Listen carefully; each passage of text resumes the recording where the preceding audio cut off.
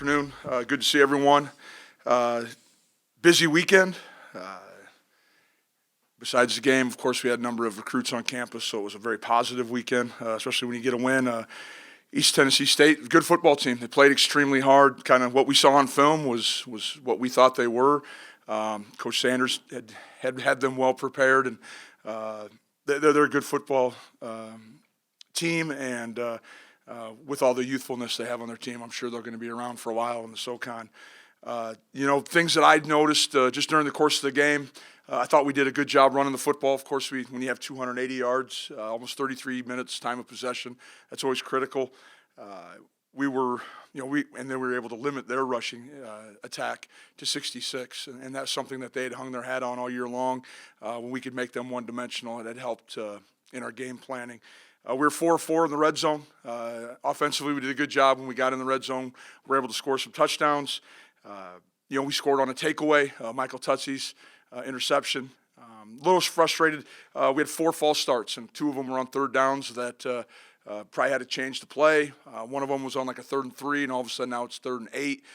That's significantly different. We missed some throws, missed some catches during the course of the game. There's some room to continue to clean things up, especially on punt D. We had the incidental ball hit the ground, touched one of our players, and of course then it was recovered by East Tennessee State. But got to be more aware situationally. We have a very good football team coming in here this week. Maybe the best team in the country. I don't know. I'm sure people will argue either way. But really good up front. Number 3, their defensive tackle, Mike Green, I think is very dynamic.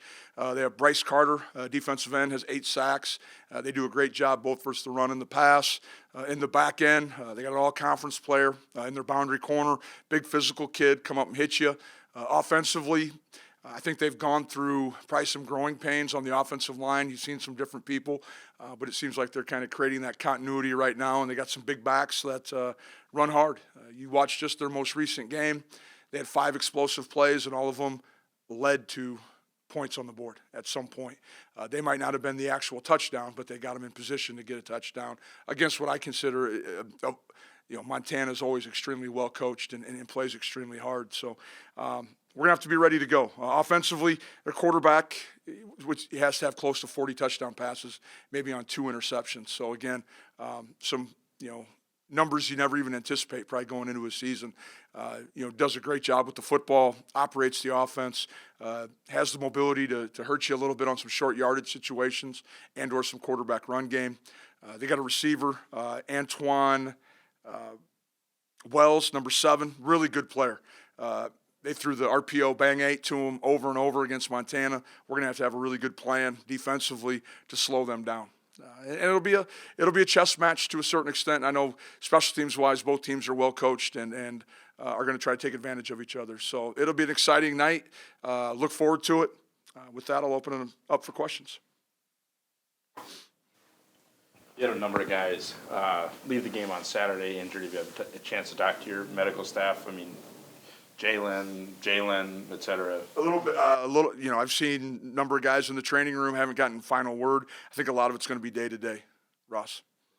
I know we'll have a number of them back in practice today. So Jalen Sundell's walking around right now. I saw him. Jalen Bussey was in the training room earlier and walking around. Those are the 2. Otherwise, I think we'll have most everyone at practice today at this moment. Christian? Day to day. I know he's running right now, so that's favorable. I don't know what percentage he's going to be at today, but we'll see. Tell us though, even if he was.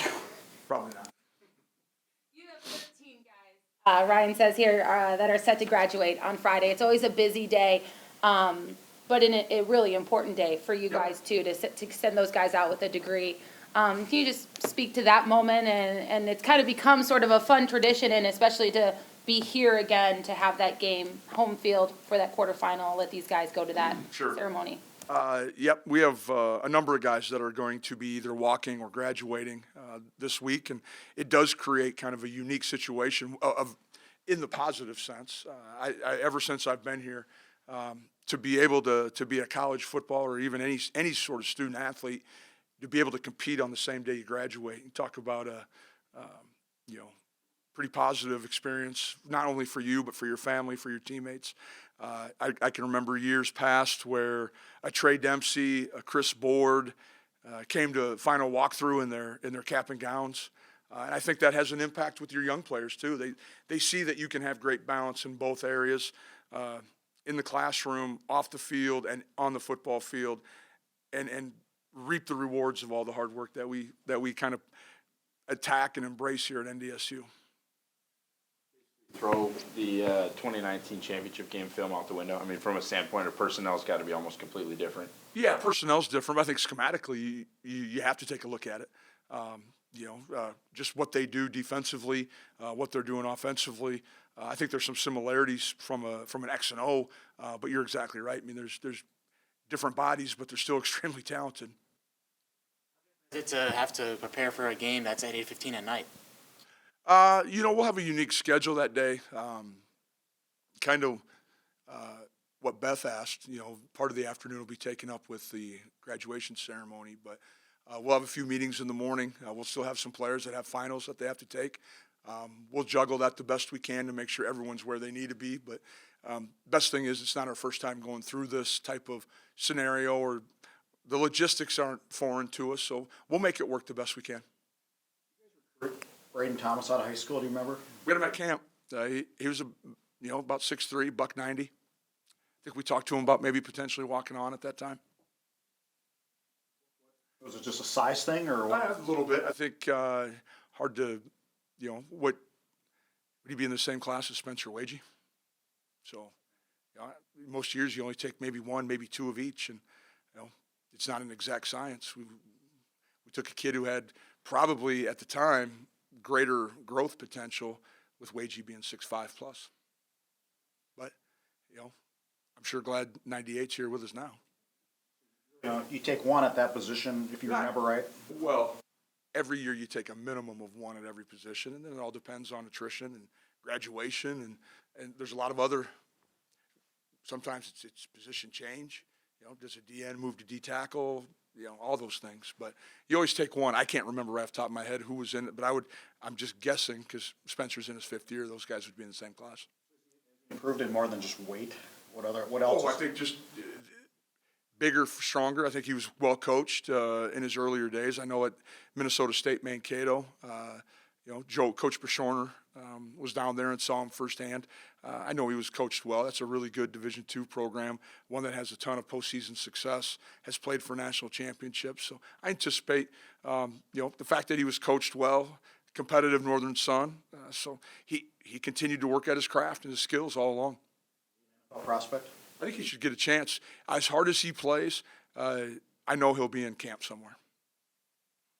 Siegel probably played as many snaps as he has when this was not a blowout. You were. Yep. He wasn't in with the twos, I guess. Right. What's he doing to continue to earn that greater role in the rotation? He's doing the exact same thing that he done Saturday in practice now, and I think that's just part of the maturity process for young players. You got to remember he was a true freshman during a unique fall. I think he got quarantined last fall. He was home for like 3 months. Wasn't even here, did everything Zoom. And so the spring was really his first semester here. And so it's taken some time, but he's done a great job. Coach Morgan's done a great job of giving him the tools, but you see his confidence level growing, his ability to get in and out of breaks. I think he just understands what we're doing defensively that much more too. Being at home, so was his different? Was his process different than Courtney Eubanks's? Oh, yeah, because Courtney was here all fall, and so COVID presented a number of issues last fall, and I think it was contact traced like twice back to back, rather than sit in your dorm room for at the time 30 days straight. Go home. To hold ETSU to 165 yards of total offense. JMU presents a whole bunch of different challenges, primarily that explosive ability that you talked about, but build confidence for that defense and being able to hold a team to 3 points and get that good check under the box of a good playoff defensive performance? Oh, I think so. I think our defense has played well, majority of the year. It's been very consistent. The things that we stress, tackling, turnovers, third down, stopping the run, are the things that I think we hang our hat on. But to be able to defend a team like East Tennessee State, who heavily relied on their run game, I think is a positive. But you're exactly right. James Madison has some other weapons on the perimeter that we're going to have to do a really good job of staying on top of and trying to eliminate and prevent the explosive plays. We can't take them all away, but we have to try to make them as few and far between as possible. Because you guys have that confidence, the film, the experience coming off of this game of being able to stop the run, will you focus more this week on that perimeter, on maybe some of that downfield coverage a little bit more, or We're going to focus on what they do best, and that's, I think, the goal every week when we go into a game is try to take away your opponents what they do really well. You can't take everything away. If you try to do that, you'll stop nothing. And so it's our philosophy, my philosophy, that we're going to identify what's their best formations, what are the things they do out of it, top route concepts, and we need to make them go to their secondary and tertiary calls because those are things that they probably practice the least. A little postseason rivalry with JMU. No, I think there's great respect between the two programs. Over the course of the last couple of years, I've gotten to know Coach Signetti a little bit. We've had a number of phone conversations kind of as we both navigated the fall, the spring, even a little bit of late with some of the movement conference-wise in the country. We both reached out to one another, but I know that it's two teams that probably have great respect for one another, know that the other team's going to play unbelievably hard. It should be it'll be a little bit of a Donnybrook, I imagine. Both teams are excited to play, and there's a lot riding on it. Outside speed, what makes them different from other teams you've played this year, or what makes them different, if I think anything? they're just good. I don't know if they're different. Southern Illinois had pretty good wide receivers on the perimeter too, so I would probably say, if you wanted a comparison, that's the type of kids that they have that can stretch the field, that can catch the ball and do things with it after the catch. I thought you saw, I buzzed through the TV copy this morning. Wells, number 7, caught like a 7-yard dig and turned it into like a 20-yard, reception. Being able to outrun some defenders, being able to take away the angle, and did a great job after the catch. Balance perspective, is this as pass heavy of a group as you guys have prepared for? In regards to James Madison, well, I think they got a guy at quarterback that can do it. I think they have gotten real comfortable with their RPO. They're trying to take advantage of people that are in the fit. You go back and look at their Richmond game. I mean, they were stealing on the backside. The next receiver, that boundary safety was down at 7, 8 yards, 6 yards, and they were throwing their glance right behind it. And it's as good as a run play, especially when you can complete it as efficiently as they do. Johnson, as a quarterback in and of himself, present any different challenges than you've had with Brian Shore or Ben DiNucci in the past couple of games? Just that he's probably a lot of similar ones. He's really accurate. He's really good on third down. I think him and his receivers have great rapport. He has great confidence in what he's doing out there.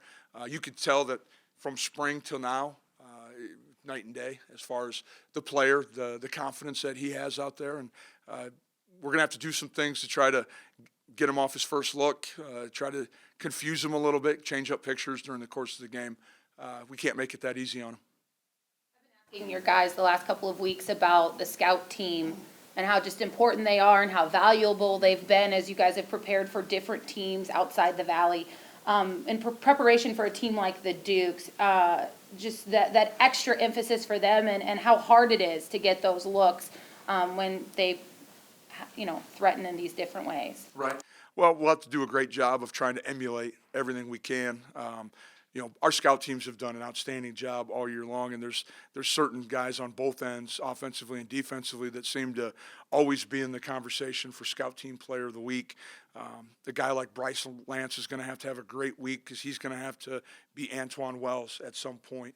We're going to, their tight ends, Truman and Finn Diggins are going to have to do a great job. we talked about their defensive tackles. Dutenheffer's going to have to be really great with his hands to try to emulate that. And Peter Anderson's going to have to, a lot of the clap cadence, the nonverbal cadence.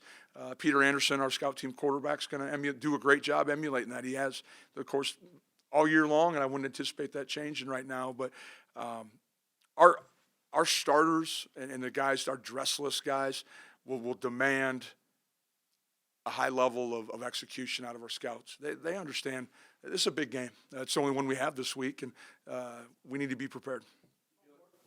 How important is it for your receivers, especially if Christian can't go, for your other receivers to step up and get open and make something Well, happen down the that's always one of the keys, Mike, is for them to get open. And so it's going to be, the difficulty will be they're going to come down and press us probably, I would anticipate. Until we show that we can win against press coverage. And so that'll be, because they're a big single high team, they're a big man team. They'll bring pressure from the field, from their underfront. So it is a challenge. We're going to have to find different ways to try to create some space, take some easy throws, double moves, whatever it might be. But it'll be a challenge for us. They're good in the back end, and it's one of those things we've always battled every time we've played them is getting a clean release. You got the game on Friday instead of Saturday, but you also got signing day in 2 days. Do you feel like you guys have done a good job of getting out ahead of some of that stuff, or getting some of that at least put to bed so you can focus on James Madison? I think from a recruiting standpoint, we have. Coach Ian Dino's done a tremendous job with our incoming class of 22 we've had over the course of the last 2 weekends, probably mid-20s on campus, all of them committed right now. We just need to maintain those commitments for the next 48 hours, if you will. We've kind of logistically worked with all of our signees that we're going to have everything turned in the morning. It's the days of the fax machine and the fanfare of high-fiving and celebrating when we get the paperwork are kind of gone. Not because we don't get excited, but because we're trying to burn the candle on both ends. So Ian and I will man the phones and the emails while the rest of the staff continues to work ahead. I told all our recruits this week, guys, we're super excited you're going to be here, but at the same time, I got to make sure that the guys that are on this football team get all my attention as well. And I said, put yourself in their shoes, and they all agreed. And that's probably why they're going to be Bison, because they understand the importance of making sure that we're putting ourselves in the best situation to win on Friday. continuing to recruit the next 48 hours? The same guy, because you've lost a couple of guys that had committed to you, have flipped to somebody else. So, I mean, are you? That always happens. You're always going to lose some guys. It's unfortunate. You put a lot of time in guys, but better they change their mind now than later. And I feel we will have a personal conversation, numerous text messages with all of our commits right now between today and Wednesday morning. Right now we feel really good, but just like anything, just like game day, as you get a little bit closer, you probably get a little bit more anxiety and a little bit more, I don't want to say nervousness. I feel good about what we've done. We are what we are, and it takes the right individual to want to be here. Will your signing day plans be any different now that you have a personal connection with it and your son signing too? Apparently I've been told they're going to be different. From the head coach at home, I will attend his signing out at Cheyenne High School. You said you talked to Signetti about some of the conference realignment stuff. What are your thoughts on JMU? This is their last ride in FCS. What are your thoughts on them going to the Sun Belt and going to the FBS? I think it probably was an easy decision for them. From my conversations with him back when I first met him in 2019, I think it was something that as a university they were looking for. I don't think this realignment cycle right now was the first time they'd ever flirted with it. I think there's been other opportunities. Maybe they just weren't dead set that it was the right one. I'm sure I haven't talked to them much about this going into the league they're going in now, but we've talked a little bit about the recruiting aspect and how that changes. And of course they have a 2-year ban on postseason play and navigating that because that could be unique for a young player or even an older player now with the transfer portal coming in there, not being able to play in the postseason could influence your decision. Weird to think about, though, the fact that this is a team you usually run into at this time of year, that after this, It doesn't happen anymore with JMU in the playoffs. I guess I had not put a whole lot of thought into it. My thought is trying to find a way to be competitive against JMU. JMU team, is this JMU team going to look similar, be similar talent-wise than the ones we've seen in the past in 2019, 18? I think so. I think they're very talented. A little younger at certain spots, offensive line-wise. I think some of that might be, and again, I haven't talked to anyone, Mike could be because of some injuries. I think that they might be a little bit younger. But it's hard to, you guys all know that reading rosters right now, you don't know what a redshirt freshman really means. Does that mean he's in his third year? It doesn't mean what it used to. So, but again, based on what you see, a little bit younger offensive line, maybe a little bit younger in some spots, but them two are probably battling a little bit of the roster management issue. To be at home for this game. I mean, I would suspect you'd want 18,750 people to be there for it. Always being at home is always critical. It doesn't matter, every week to be able to play a home game and for us to have our ninth home game of the year in front of what I consider the best fans in the country, some of the most supportive people out there. Our players enjoy it. I think our players do a great job of trying to connect with our fan base. You can just look at the amount of time that we spend outside the facility, in the community, trying to generate some of those relationships. And it's always fun to see the same people back every week. And so our kids can create those connections or give high five to the same kid. I know we have people that have been season ticket holders for years, but we also have, after the game, I see a lot of young people that we hope will be season ticket holders for years too. You successful in their one win here that they had. They were able to run the football. And they got stops on third down. I think it came down, if I remember right, it was 17-17, third down, and we couldn't get a stop on third down. And, they were able to extend the series, milk the clock, and did a great job that day. They out-physicaled us probably a little bit as well. So that game's a long time ago. Nobody on either team remembers that. They have a completely different staff, and the majority of our staff is different. So I don't think we'll probably even address that with our football team. You just turn on film, they're a good team.